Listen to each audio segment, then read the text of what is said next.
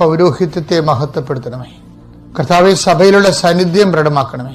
39 വർഷം ഞാൻ അർപ്പിച്ച കൃപാനയുടെ യോഗ്യതയാൽ കൃപാസാൽത്താറെ ജീവനോടെ പ്രത്യക്ഷപ്പെട്ട പരിശുദ്ധമ്മയുടെ മാധ്യസ്ഥത്തിൽ ഈ അൾത്താറയിൽ നടന്ന 10,000-കണക്കിന് ആരാധന ശക്തിയാൽ അങ്ങയുടെ മക്കളെ ഞാൻ ഈശോനാമത്തെ ആശീർവദിക്കുന്നു.